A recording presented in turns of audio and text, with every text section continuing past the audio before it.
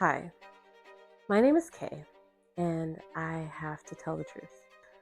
My husband and I have been on a debt freedom journey for 8 years. We have paid off thousands of dollars of debt, closed cards, gotten to zero balances, and at this moment, we are pretty much at the exact same balance as we were when we started. Maybe even a little worse. Definitely more credit card debt. I have spent the last few weeks going through my finances, and I am coming to one conclusion. I'm not a good steward. Yes, I'm far from being the worst. I have financial acumen, so I understand financial terms. I don't get twisted. But that hasn't really seemed to help me. I know what to do and I know what not to do. But the truth is, I'm not doing my best. And for the most part, it's really my fault because I haven't been focused. You see, my husband and I are on the same accord. So neither of us are huge spenders. We don't have any fights about money. And he's even given me full reins. He calls me CFO of the family. So it's really about what I want to do. If I have a goal that to pay off a debt, then we reach it. And it all works out really, really well. Until I decide I want to go out to a fancy dinner and I say just use the credit card, or something goes catastrophically wrong and I put the emergency on the credit card and then I just don't really get around to paying it off. Basically, it all works until I get sloppy. That being said, we have had some serious life events happen, so it's not like everything's been super easy. In fact, over the last 2 years, my husband nearly died after suffering a stroke that took him out of a high paying manager job and has left him unable to work. And then a year later, I was let go from my job, downsized, laid off, all those great words. And it took 6 months for me to find something else. So there's real reasons why we haven't done everything we wanted. But even through everything, I really can't complain because we have been so blessed. God has been so good to us. Money has been tight, and there's definitely been some times in our marriage where we've gotten down to that last 150, $20, and we have been just crossing our fingers that nothing goes wrong. But then there's also been times where we've had thousands of dollars saved, and we have felt so free and been able to just do what we wanted when we wanted to. We've been able to bless people at a moment's notice because God has called us to do it and it was available and there was no stress. The truth is this: we are solidly middle class, maybe even upper middle class some years, and we have been very, very comfortable. But the problem with being comfortable means that you don't recognize when you're exposed. See, income without intention isn't safety. We're all one illness, one job loss, one fluke accident away from our lives changing forever. And when you add debt to the equation, you're in a dangerous situation. I was reading the Bible to try and understand how I should be thinking about money. And Luke 16, verses 10 through 12, popped out at me. And not in the best way. It says this: one who is faithful in very little is also faithful in much, and one who is dishonest in very little is also dishonest in much.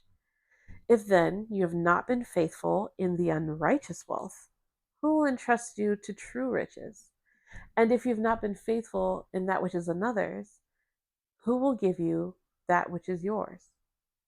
See, these verses are talking about stewardship.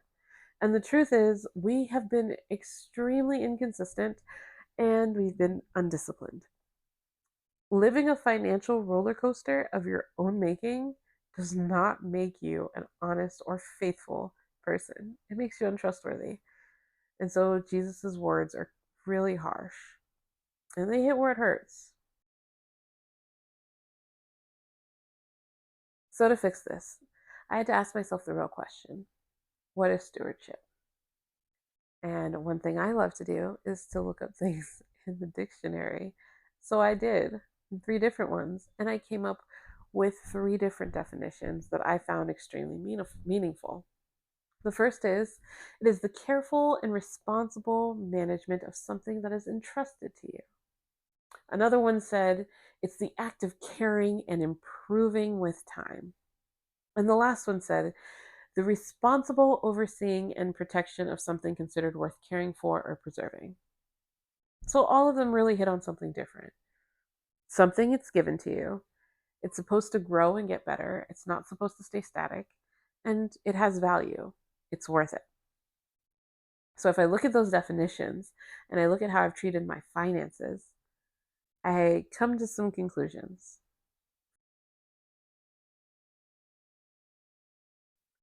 First, I don't treat my finances as if it is something that's been given to me. See, if I look at my life, I know I'm a child of God and I know He's given me everything that I have. But part of my problem is I lose discipline when I feel like it's mine and I can handle it, when I feel like everything is under my control. See, the truth is it's not under control at all and I can't handle it. And the unfortunate thing is, I really wouldn't have this bravado or this laxness if I felt like it was God's. God has blessed me to do His work and to bless others. That means while I get to enjoy the riches that I have, it's not really mine. It's not for me. It's His tool. So if I reframe this in real life, it means that I really need to think differently about going on a $150 dinner date um, and putting it on a card with a 27% interest rate. Would I really do that with God's money? Is that responsible? 2, it's supposed to be getting better with time. When I look at the story of my debt, I can't say that things have gotten better. And if it was just a bad spell for a year or two, then, obviously there's things happen. I would have an excuse. But I think 8 years is enough time to understand and to see where things are headed. And while for the most part, I'm not really, really headed backwards, static is not stewardship. It's laziness. Doing just enough to not go backwards, but never enough to grow and become who God has asked me to be, that's not stewardship. I'm failing to be someone who takes care of God's things.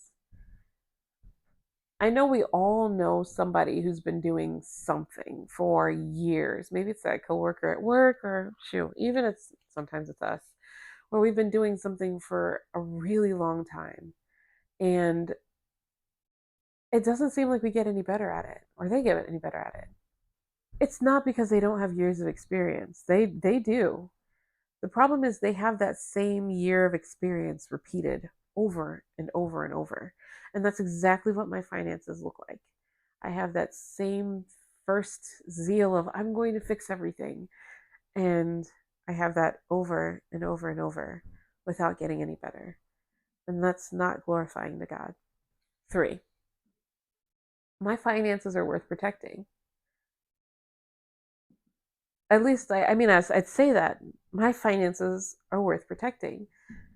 But do I believe that? Because if I actually believed it, maybe my actions would show it. See, instinctively, we move toward whatever serves us most in the moment, even if it's unhealthy. If you train yourself right, then that instinct becomes discipline towards the goal that you're looking for. And if it's untrained, it's just a really bad habit. And we kind of swat it away and say, well, that's just kind of how I am. I'm kind of bad at the details. But no, it's a habit wearing the costume of personality. And so every single time I put my wants above my financial discipline, I'm showing myself, I'm showing the world, and honestly, I'm showing God what I actually value in that moment. And the truth is, I valued a timeshare and the possibility of going on vacation, which I've never been able to do, more than I valued killing my student loan. And I valued that Amazon order more than allowing God to use me to bless somebody who probably really needed something. My actions are the proof of my priorities, not my intentions. Here's the thing I know I haven't done. I haven't looked at my finances as more than just mine. I've been acting like I'm the owner of something I was only ever supposed to manage. So the day I stop calling it my money or even our money, and I start recognizing this is entrusted to us, then that changes everything. And honestly, money is just the beginning. I'm starting to look at the stewardship in all areas of my life: my body, my health, my kids, my time, everything I'm doing, I'm managing for God. These are not things that are mine inherently. And the beauty and honestly, the frustration of this is that it forces me to really do and be my best in all things. Or at least it should. It means that when I relax the standard, I'm not doing it to myself. I'm choosing to ignore and relax the standard of something that I put on myself because ultimately I wanted to glorify God. And when I think about it that way, it means that I have to be accountable. And I hate that. And yeah, I hate being accountable. Who doesn't? But honestly, I've hated because I've chosen to ignore that the inability to be consistent and to achieve debt freedom is something that is actively hindering other aspects of my life. See, debt has a cost, and that's the reason I'm posting right now. This has cost me more than I realize, and it becomes so clear when you read Proverbs. Proverbs is really great at giving you a kick in the behind whenever you're trying to ignore huge portions of your life, because it'll tell you plainly. And Proverbs 22:7 says, "The rich rules over the poor, and the borrower is slave to the lender." See, as long as my thoughts are focused on paying my student loans or Visa or Discover, I've given that part of my life to them. I give them all of those hours that I worked. I give them all of the time I spend thinking about it and stressing. I've given them the vacations that I want to take, but I can't afford to, and the family memories that I'm too busy being stressed out to really enjoy and be a part of. And instead of giving God my first and my best, I'm really tithing to my debt because that's my non negotiable for the month. I don't want to do that anymore. I want my financial seed to grow into a harvest for my family. I want to be able to give to my community. I want to stop giving it to feed a financial system that's just taking the wealth from all of us. And the truth is, I have the ability to opt out. I need to do better, and the time to do that is now. Luke 16:13 says, "No servant can serve two masters, for either he will hate the one and love the other, or he'll be devoted to one and despise the other. You cannot serve God and money." If I love God the way I say that I do, I can't serve God and my dollars. And the first way to get free and ensure that my heart is turned towards Him is to break the yoke of debt and remove it from being a distraction. Now, I'm not saying that being in debt is a problem, but I'm saying that choosing to be double minded is. And I will not let another 8 years go by with nothing to show for it. It's hard for me to imagine God saying, "Well done, my good and faithful servant," when I've been choosing to mismanage and misappropriate His funds. I refuse to be here 8 years from now telling the exact same story. This channel is here to hold me accountable. But it's more than that. It's an invitation. See, if any of this felt like it was your story too, I want you to do this with me. I don't want you to just watch. Look at your own stewardship, your own accounts, your own numbers. Look at your life and think of the things that you're holding back from God because you think you've got a handle on it. I'll show you my numbers, I'll show you my mistakes, and I'll show you what's working. We'll figure out the discipline together week by week. And you will see me kill the stick for good. I can't wait to get started. Thanks. But that's my confession.